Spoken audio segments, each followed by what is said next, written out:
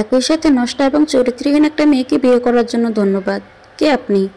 আপনার বিবাহিত স্ত্রী আনিকাকে জিজ্ঞেস করলেই জানতে পারবেন কে আমি। ও সরি, আনিকাকে কি নাম বলে জিজ্ঞাসা করবেন? নামটিই তো বলা হলো না। বলবেন রিবাত ফোন দিয়েছিল। ফোনে কথা বলা অবস্থায় তুহিনের হাত থেকে মোবাইলটি ফ্লোরের বিছানো কার্পেটে পরপর 3টি ড্রপ খেলো। ঘড়িতে সম্ভবত রাত 12টা বাজে। অন্যান্য রাত হলে রাত 12টায় সবাই ঘুমিয়ে যেত। পুরো বাড়ি হয়ে যেত নিস্তব্ধ। রাতটা অন্যান্য রাতের মতো নয়, তুহিনের বাসর রাত। পুরো বাড়ির কেউ ঘুমায়নি, সবাই ভিন্ন ভিন্ন প্রসঙ্গ নিয়ে গল্প করছে।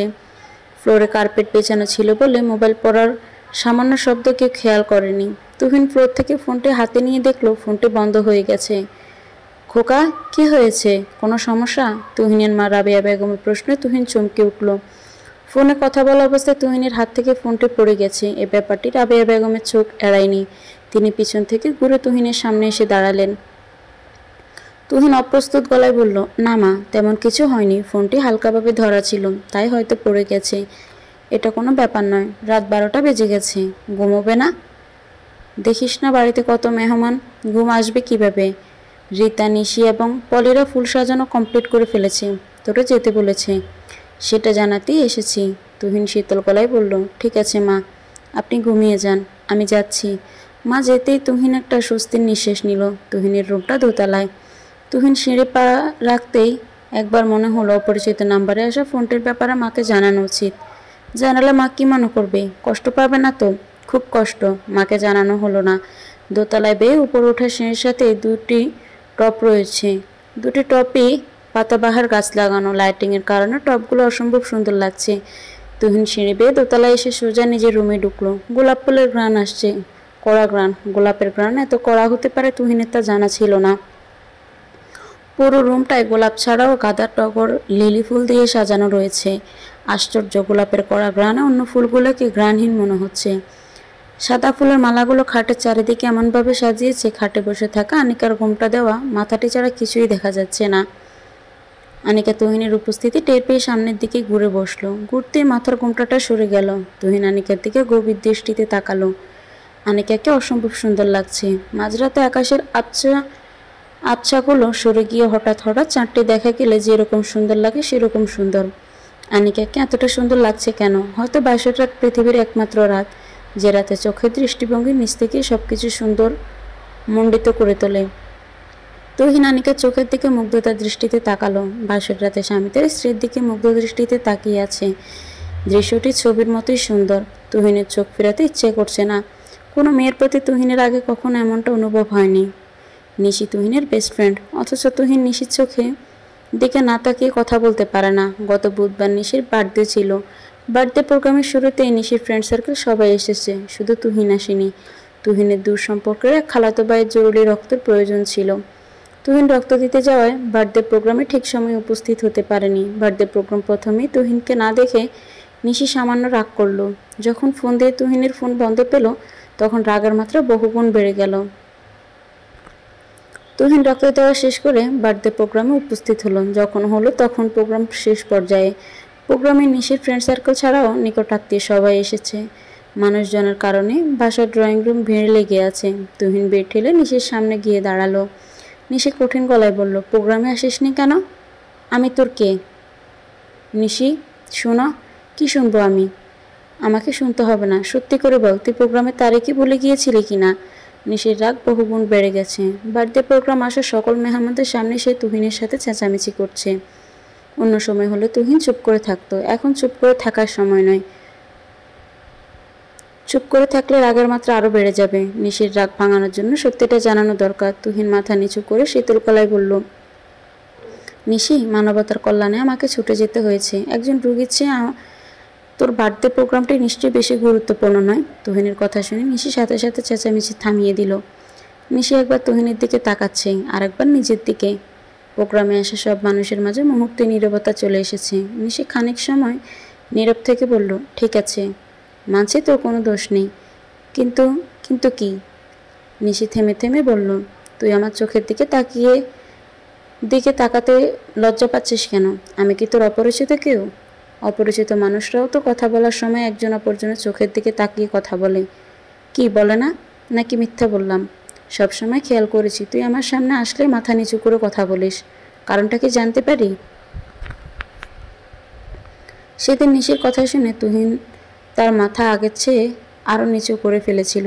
তুহিনের ভেতর অস্বস্তি তৈরি হয়েছিল, কিন্তু আজকে আনিকার চোখের দিকে মুগ্ধ হয়ে তাকিয়ে থাকতে তার অস্বস্তি লাগছে না। আনিকাকে পৃথিবীর অন্য 10টি মেয়ের মতো মনে হচ্ছে না। মনে হচ্ছে হাজার বছরের পরিচিত একজন আপন মানুষ বিছানায় বসে আছে। তুহিন ভাবল, আনিকা আমার বিবাহিত স্ত্রী, আমার আত্মবিশ্বাস। এই মেয়েটি নষ্ট অথবা চরিত্রহীন হতে পারে না। তুহিনের মনে এক ধরনের সূক্ষ্ম যন্ত্রণা তৈরি হলো। যে ভাবনাগুলো যন্ত্রণা তৈরি করছে সেগুলো হলো, অপরিচিত নাম্বারের ফোন দিয়ে যে লোকটি নিজেকে রিফাত নামে পরিচয় দিয়েছে, লোকটি কি সত্যি আনিকার পরিচিত? আনিকাকে জিজ্ঞাসা করা দরকার। কি বলে কথা শুরু করা যায়? নাম জিজ্ঞাসা করা যেতে পারে। নাম তো জানি, জানলে কি হয়েছে? পারিবারিক পছন্দের বিয়ে, সেই হিসেবে মেয়েটি অপরিচিত।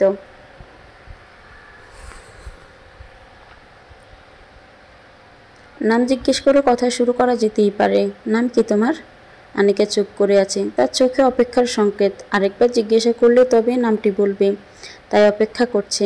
তুহিন দ্বিতীয়বারের মতো ক্ষীণ স্বরে বলল, নাম জিজ্ঞাসা করেছিলাম, জানতে পারি? আনিকা শব্দটি বলতে গিয়ে গলার স্বর আটকে গেল। তুহিন বলল, তুমি কি কোনো কারণে ভয় পাচ্ছ? আনিকা বলল, আমাকে দেখে ভয় পাচ্ছ নাকি অন্য কোনো কারণ আছে? জানি না। তুহিন বলল, ভয় পাওয়ার কোনো কারণ নেই। আমাদের দুজনের মাঝে সম্পর্ক হলো স্বামী স্ত্রীর সম্পর্ক। এর মাঝে ভয়ের সম্পর্ক থাকে না, থাকে অধিকার এবং ভালোবাসার সম্পর্ক। আনিকা মাথা নিচু করে তুহিনের কথা শুনছে। তুহিন সামান্য কিছু কথা বলেই ঘেমে গেল। কিছুক্ষণ থেমে থেমে বলল, স্বামী হিসেবে স্ত্রীর ভালোবাসা এবং সর্বোচ্চ অধিকারের স্বাধীনতা তুমি সবসময় পাবে। তুমি নিজেকে স্বাধীন মনে অজানা কিছু জানতে চাইলে প্রশ্ন করতে পারো। আমার কাছে তোমার সকল কথা বিন্দুমাত্র টেনশন ছাড়াই শেয়ার করতে পারো। বিয়ের আগে মেয়েরা যতই সাহসী এবং চঞ্চল প্রকৃতির হোক না কেন, বাসর রাতে মেয়েদের চরিত্রের বিপরীত বৈশিষ্ট্য ফুটে ওঠে। প্রতিটা মেয়ের মনের ভিতরে এক ধরনের অস্থিরতা এবং ভয় কাজ করে। তবে আনিকাকে দেখে বোঝা যাচ্ছে তার ভিতর অস্থিরতাটা দূর হয়ে গেছে। আনিকা সহজ গলায় বলল, আপনার কপাল বেয়ে ঘাম পড়ছে, আর আপনাকে এতটা চিন্তিত দেখাচ্ছে কেন? তুহিনের কপালে বিন্দু বিন্দু ঘাম জমে আছে। তুহিন বুঝতে পারেনি। সে সামান্য লজ্জা পেয়ে কপালের ঘাম মুছে বলল, না, খুব বেশি চিন্তিত নই। তবে আনিকা আগ্রহ নিয়ে বলল, তবে কি? তুহিন মোবাইলের পাওয়ার বাটন অন করলো। মোবাইলটি অন হতে পুরো 1 মিনিট লাগলো। এই 1 মিনিট তুহিন ফোনটির দিকে এক দৃষ্টিতে তাকিয়ে রইল। মোবাইলটি অন হওয়ার সাথে সাথে আনিকাকে বলল, দেখো তো ফোন নাম্বারটি চিনতে পারো কি না? না। কার নাম্বার? আমাকে কেন দেখাচ্ছেন? ঠিক আছে, নামটি বলছি। নামটি পরিচিত হলে নাম বলার সাথে সাথেই চিনতে পারার কথা। রিফাত নামের একটি ছেলে ফোন দিয়েছিল।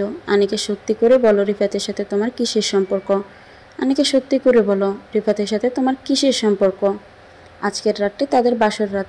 এই রাত্রিতে দুজন দুজনকে নিয়ে ব্যস্ত থাকার কথা। দুজনার মাঝে রিফাত আসলো কোত্থেকে? আনিকা কিছুই বুঝতে পারছে না। আনিকা প্রথমবারের মতো তুহিনের দিকে কঠিন দৃষ্টিতে তাকালো। তুহিনের চোখে একই সাথে বিশ্বাস এবং অবিশ্বাস খেলা করছে। সে আনিকার জবাব শোনার জন্য গভীর আগ্রহে অপেক্ষা করছে। আনিকার দৃষ্টি আরও কঠিন করে বলল, রিফাতটা কে? আপনিই বলেন, আমি রিফাতকে চিনব কিভাবে? আমি কিভাবে বলবো রিফাতকে? অথবা তাকে চিনব কিভাবে? বলার তো কথা তোমার। নামটি যদি অপরিচিত হয় তাহলে তোমার সম্পর্কে এত কিছু কিভাবে জানে? তুহিনের কথা শুনে আনিকা বিস্মিত হলো। আনিকা বিস্ময় ডেকে রাখার কোনো চেষ্টা না করে বিভ্রান্তিত স্বরে বলল, খোঁজ নিয়ে দেখেন রিফাত নামের লোকটি পরিচিত কেউ কিনা। আর আমার সম্পর্কে কি এমন বলেছে যার জন্য আপনি আমাকে সন্দেহ করছেন? রিফাত নামে পরিচয় দেওয়া ছেলেটি ফোন দিয়ে তুহিনকে যাও কিছু বলেছিল। তুহিন আনিকার কাছে হুবহু বর্ণনা দিল। পাশের রুমটি তুহিনের বড় বোন তাহমিনার। তাহমিনার বিয়ে হয়েছে 5 বছর হয়েছে। বিয়ের পর রুমটি খালি থাকে। তাহমিনার শ্বশুরবাড়ি দূরে হওয়ার কোনো বিশেষ প্রোগ্রাম ছাড়া বাবার বাড়িতে আসে না। আসলে খালি রুমটিতেই থাকেন। তুহিনের বিয়ের প্রোগ্রাম পৃথিবীর সকল বোনের জন্য গুরুত্বপূর্ণ। তাহমিনা বিয়ে 2 দিন আগেই চলে এসেছে। সারাদিনের ব্যস্ততায় ক্লান্ত হয়ে পাশের রুমে শুয়েছিল। তুহিন আর আনিকার কথা কাটাকাটির শব্দ শুনে শোয়া থেকে উঠে এসে তুহিনের রুমে ঢুকলো। হঠাৎ বোনকে দেখে তুহিন আমতা আমতা করে বলল, আপু, তুমি ঘুমিয়ে যাওনি? তোদের কথার শব্দে কি ঘুমানো যায়? সারাদিন কত রকম পেরেশানিতে ছিলে, এখন রাতারাতি তাড়াতাড়ি ঘুমিয়ে যাবি, তা না উল্টো দুজনে ঝগড়া করছিস। তুহিন ক্ষীণ গলায় বলল, কই ঝগড়া করছি না তো, এমনিতেই। তাহমিনা দীর্ঘশ্বাস নিয়ে বলল, এমনিতেই কি? তুহিন হাত বাড়িয়ে মোবাইলটি বোনের কাছে দিল। তাহমিনা বলল, আমি মোবাইল দিয়ে কি করব? তাহমিনাকে কিছুই করতে হলো না। তুহিন কল লিস্টের নাম্বারটি দেখিয়ে অপরিচিত নাম্বারে আসা ফোনটির ব্যাপারে বোনকে বলতেই তাহমিনা বলল, বাড়িতে এত মেহমান, সবাই জানলে ব্যাপারটা কোন পর্যায়ে যাবে বুঝতে পারছিস? জানি না আপু, আমার কি করা উচিত সত্যিই বুঝতে পারছি না। তুহিন আবার গলা নামিয়ে চুপ হয়ে গেল। তাহমিনা কিছুক্ষণ চুপ থেকে বলল, একটা সম্পর্কের শুরু এবং শেষ দুটারই মূল ভিত্তি বিশ্বাস। তুই সঠিক প্রমাণ পাওয়ার আগে মেয়েটাকে অবিশ্বাস করছিস কেন? সঠিক প্রমাণ না পাওয়া পর্যন্ত তোরও অবশ্যই সম্পর্কটা টিকিয়ে রাখতে হবে। বিশ্বাস নিয়ে টিকিয়ে রাখতে হবে। আনিকা এমন ধরনের মেয়ে হতে পারে এটা আমার নিজেরই বিশ্বাস হচ্ছে না। ঠিক আছে, তুই এখন বারান্দায় যা, আমি আনিকার সাথে কথা বলে দেখছি। তুহিন বারান্দায় এসে দাঁড়ালো। তাহমিনা আনিকার সাথে কি কথা বলেছে সে স্পষ্ট শুনতে পাচ্ছে না, তবে তার মনে সামান্য স্বস্তি ফিরে এসেছে। তুহিন মোবাইলটির ডিসপ্লে দিকে তাকিয়ে ভাবল, নাম্বারটিতে ফোন দিয়ে রিফাত নামের লোকটির সাথে কথা বললে কেমন হবে। আনিকাকে সে কীভাবে চিনে? জানতে চাইলে বলবে তো? অবশ্যই বলবে, বলা উচিত। কেন বলবে না? আপনার ডায়ালকৃত নাম্বারে এই মুহূর্তে সংযোগ দেওয়া সম্ভব হচ্ছে না। তুহিন পরপর 5 বার ট্রাই করলো। প্রতিবারই এই কথাটি শুনতে হলো, যে মানুষটি নিজের নাম বলে দিয়েছে সে ফোন বন্ধ করে রেখেছে কেন? নাম বলে দেওয়া মানুষটির নাম্বার বন্ধ করে নিজেকে লুকাতে চাইছে না তো?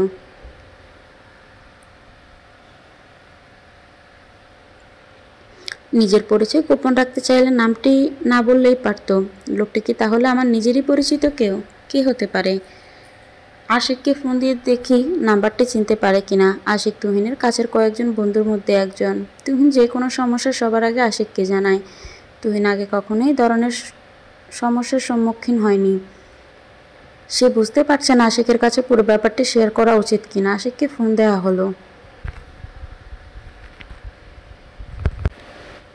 কিরে দোস্ত, আজকের রাতে আমাকে ফোন? ভাবিকে সময় না দিয়ে আমাকে সময় দিতে বলেছে কে? আশিকের কথা শেষ হওয়ার সাথে সাথে তুহিন বলল, একটা বিশাল ঝামেলা হয়ে গেছে। আশিক বিষণ্ণ গলায় বলল, কি ঝামেলা? একটা অপরিচিত নাম্বার থেকে ফোন এসেছিল। ফোন দিয়ে আনিকার নামে অদ্ভুত সব কথাবার্তা বলল। তুই কি একটু দেখবি নাম্বারটা আমাদের পরিচিত কারো কিনা? আশিক বলল, নাম্বারটি আমাদের পরিচিত কারো না হয়ে আনিকার পরিচিতও তো হতে পারে। তুই কিভাবে ধারণা করছিস আমাদের কারো হবে? তুহিন দীর্ঘশ্বাস নিয়ে বলল, লোকটি আমার পরিচিত হলেও হতে পারে, কারণ আনিকার পরিচিত হলে আমার ফোন নাম্বার পাওয়ার কথা নয়। ঠিক আছে, নাম্বারটি দে, আমি দেখছি। বলে আশিক ফোনটি কেটে দিল। তুহিন এবার বারান্দায় এদিক সেদিক যাচ্ছে, আবার এদিক থেকে ওইদিকে যাচ্ছে। এক জায়গায় দাঁড়িয়ে থাকতে ভালো লাগছে না। তার ভিতর অস্বস্তি শুরু হয়ে গেছে। এই অস্বস্তির কারণ কি? অপরিচিত একজন মানুষের ফোন পেয়ে আনিকের সাথে বাজে আচরণ করায় নাকি অন্য কোনো কারণে? ভেতর থেকে কান্নার শব্দ আসছে। তুহিন বারান্দা থেকে রুমে আসলো। তাহমিনা আনিকার পাশে খাটে বসে আছে। তুহিন আনিকার দিকে তাকালো। আনিকার চোখ বেয়ে পানি পড়ছে। তুহিন সামান্য দূর থেকে দাঁড়িয়ে সেই দৃশ্য দেখছে। আনিকার পাশে বসে বলতে ইচ্ছে করছে, আনিকা কাঁদবে না প্লিজ, তোমার চোখের পানি আমার হৃদয়ের যন্ত্রণা বহুগুণ বাড়িয়ে দিচ্ছে। মানুষের জীবন কারো চোখের অনেক বড়, কারো চোখে ক্ষুদ্র, বালিকণার মতো। এই পার্থক্যটি তৈরি হয় জীবনের ইচ্ছেগুলোর পূর্ণতার উপর। জীবনও কোনো ইচ্ছের অপূর্ণ, এটা কেউ চায় না। তবে চলার পথে এমন অনেক পরিস্থিতি আসে যখন ইচ্ছেগুলোকে আটকে রাখতে হয়। তুহিনের ইচ্ছে থাকা সত্ত্বেও আনিকার পাশে গিয়ে বসলো না। কিছুক্ষণ দাঁড়িয়ে থেকে বারান্দার দিকে পা বাড়াতেই আশিকের ফোন আসলো। তুহিন ফোনটি রিসিভ করে আগ্রহ নিয়ে বলল, কি হলো আশিক, কিছু জানতে পেরেছিস? ওদিকে হতাশার সুর। আশিক হতাশ গলায় বলল, ফোন নাম্বারটি বন্ধ, কোনোভাবেই ফোন ঢুকাতে পারছি না। ফেসবুক, হোয়াটসঅ্যাপ কোথাও সার্চ দিয়ে নাম্বার দিয়ে খোলা নাম ঠিকানা খুঁজে পাচ্ছি না। তুহিন শীতল গলায় বলল, আমাদের পরিচিত সবাইকে জিজ্ঞাসা করেছিস? নাম্বারটি কেউ চিনতে পারছে না। আর তুহিন শোন। তুহিন বলল, শুনছি, বল। নাম্বারটা বের করা কি খুব প্রয়োজন? তুহিন বলল, এর মাঝে নির্ভর করছে একটি সম্পর্কের বিশ্বাস অবিশ্বাসের ভালোবাসা মেশানো হিসেব। বের করার আর কি কোনো উপায় নেই? আশিক ক্ষীণ স্বরে বলল, আছে। এই নাম্বারটি কার? ভোটার আইডি কার্ড দিয়ে রেজিস্ট্রেশন করা। তা বের করলে খুব সহজে ফোন দেওয়া মানুষটিকে খুঁজে পাওয়া যাবে। তবে আগে থানা থেকে একটি অভিযোগপত্রের পেপার বের করতে হবে। তুহিন বারান্দা থেকে রুমে এসে আপুকে বলল, আপু আনিকাকে কাঁদতে না করলো। আপু সত্যি বলছি, আজকের রাতটি এমন একটি পরিস্থিতি তৈরি হবে ভাবতেও পারেনি। তাহমিনা আনিকাকে সান্ত্বনা দিয়ে কান্না থামালেও ও তুহিনের অস্বস্তি থামেনি। তুহিন আনিকাকে বলল, অপরিচিত নাম্বারে আসা ফোনটির ব্যাপারে বাড়ির কাউকে ততক্ষণ জানাবো না যতক্ষণ ফোন দেওয়া মানুষটিকে খুঁজে বের না করতে পারি। আনিকা, আমার মন বলছে রিফাত নামে পরিচয় দেওয়া মানুষের সবগুলো কথা মিথ্যে ছিল। আমার মন কখনো মিথ্যে বলে না। তোমাকে প্রমিস করছি, আগামীকাল সকালে ফোন দেওয়া নাম্বারটির মানুষটাকে খুঁজে বের করে ফেলব। বসন্তকালে বাতাস ছাড়া পুরো দিনটিকে প্রাণহীন মনে হয়। আজকের দিনটি ব্যতিক্রমী। সকাল থেকে বাতাস শুরু হয়েছে। রাত আনিকার সাথে তাহমিনা ঘুমিয়েছিল। তুহিন তাহমিনার রুমে ছিল। অন্যান্য দিন তুহিনের ঘুম থেকে উঠতে দেরি হয়, আজকে হয়নি। সকাল 7টা বাজতেই ঘুম থেকে উঠে গেল।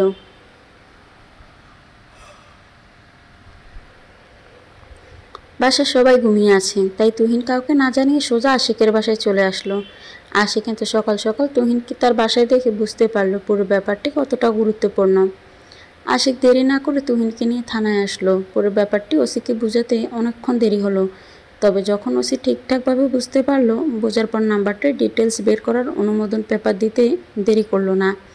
তুহিন আশিককে নিয়ে সিমের কাস্টমার পয়েন্টে আসলো। তুহিন কাস্টমার পয়েন্টে পেপারটি সাবমিট করে বিস্ময় খেয়ে গেল।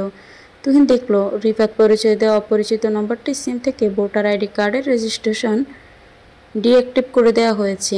আশিক থমথমে স্বরে বলল, রিফাত পরিচয় দিয়ে যে মানুষটি তোরে ফোন দিছে সে পুরো কাজটি পরিকল্পিতভাবে করেছে, নয়তো রেজিস্ট্রেশন ডিঅ্যাক্টিভ করে দেওয়ার কথা নয়। কেউ যদি পরিকল্পিতভাবে কারো জীবনের ক্ষতি করতে চায়, তাহলে সেই ক্ষতি থেকে কেউ বাঁচার কোনো উপায় আছে? তুহিন আত্মবিশ্বাসী গলায় বলল, উপায় একটি আছে, উপায়টি কাজে লাগাতেই হবে। যদি কাজে লাগিয়ে সত্যিটা বের করতে পারি, তাহলে দীর্ঘস্থায়ী হবে বিশ্বাসের ভালোবাসার পরিপূর্ণ একটি সম্পর্কের। কেউ যদি পরিকল্পিতভাবে কারো জীবনের ক্ষতি করতে চায়, তাহলে সেই ক্ষতি থেকে কি বাঁচার কোনো উপায় আছে?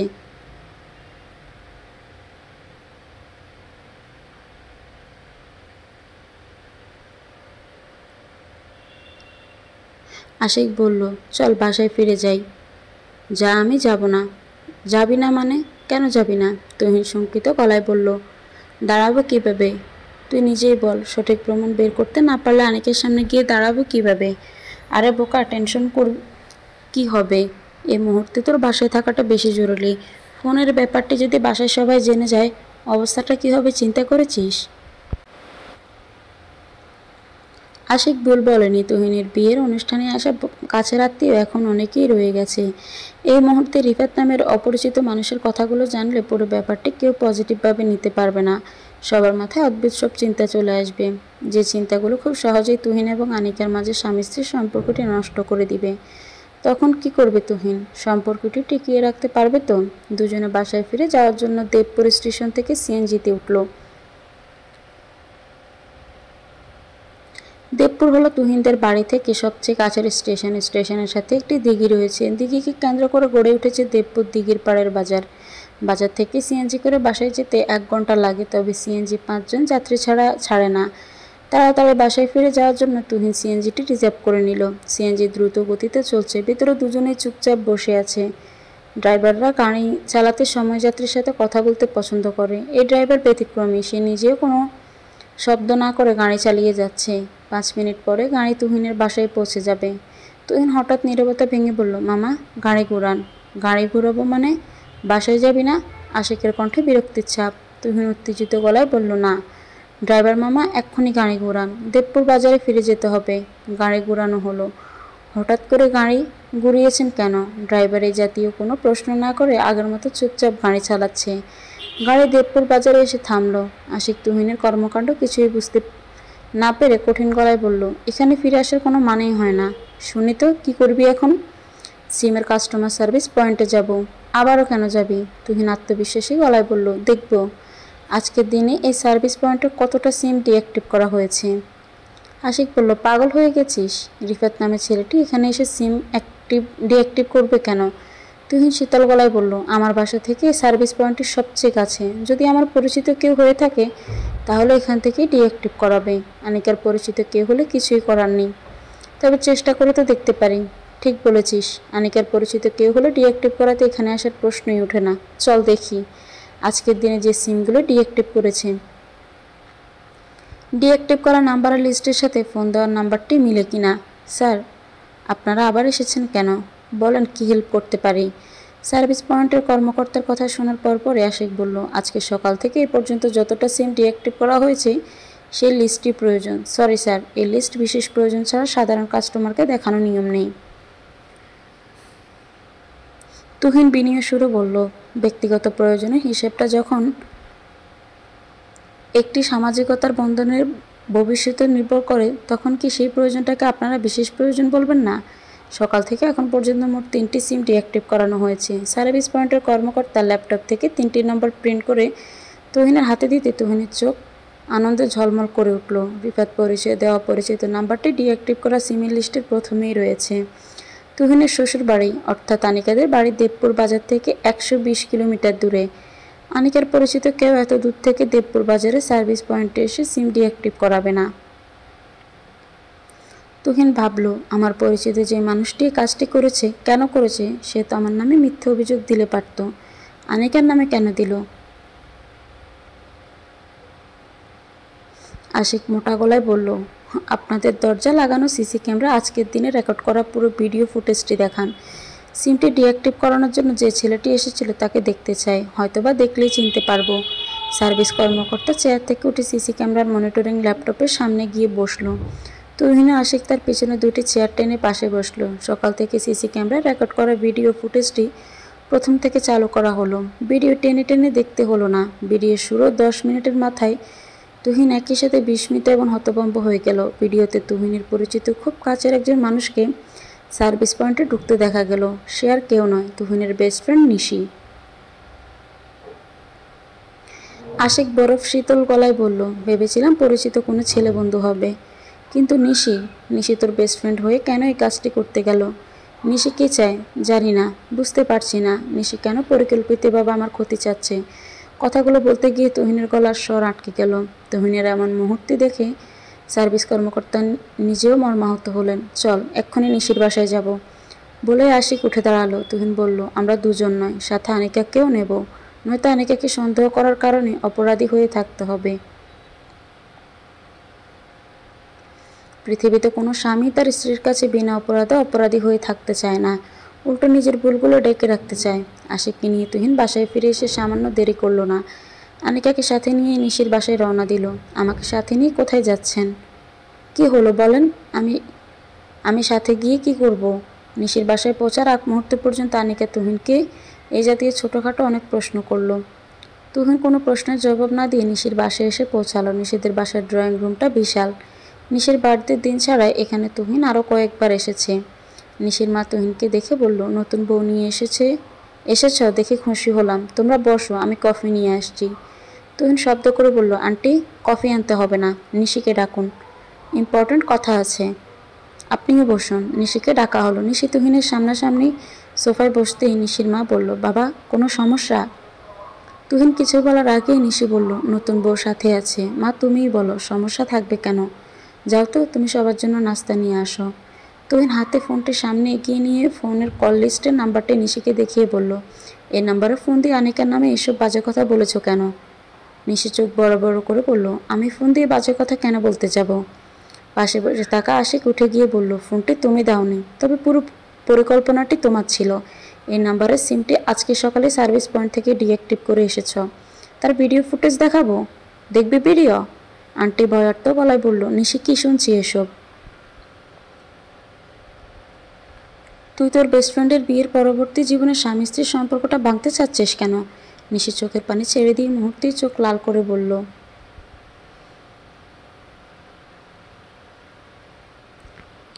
আমি আর তুহিন দুজনের বন্ধুত্ব তৈরি হওয়ার পর থেকেই তুহিনকে আমি ভালোবেসে ফেলি। কিন্তু তুহিন বলল, কিন্তু কি? আমার অপরাধটা কি ছিল? নিশি বলল, তুই কখনোই আমাকে বন্ধুর চেয়ে বেশি ভালোবাসিস নাই, এমনকি আমার চোখের দিকে তাকিয়েও কথা বলিস নাই। শুধু আমি কেন, কোনো মেয়েরই তার ভালোবাসার পুরুষটি অন্য কারোর সাথে বিয়ে হোক এটা চাইবে না, আমিও চাইনি। তুহিন গলা উঁচু করে বলল, নিশি তোর ধারণা ভুল। সত্যিকারের ভালোবাসার মানুষটির কখনো কষ্ট হোক এটা চাইতে না। জানিস রাতে ফোনটি পাওয়ার পর বাকি মুহূর্তটা আমার কতটা কষ্টে গেছে?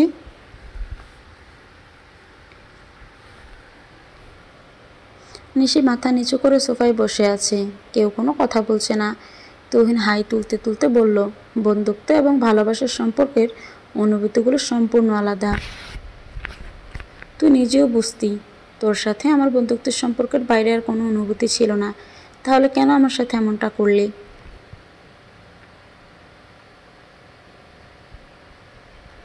প্রকৃত ভালোবাসলে অপর মানুষটির কষ্ট হোক এটা কখনোই চাইতি না। আশিক বলল, নিশি এখন চুপ করে আছে কেন? চল, তুহিন এখানে বসে থাকার কোনো মানেই হয় না। তুহিন উঠে দাঁড়াতে আনিকা বলল, যে মানুষটি আমাকে কষ্ট না দিয়ে ভালোবাসার জন্য সঠিক প্রমাণ খুঁজতে গিয়ে এত কিছু করতে পারে, আমার বিশ্বাস সে মানুষটি নিশিকেও ক্ষমা করে দিতে পারবে।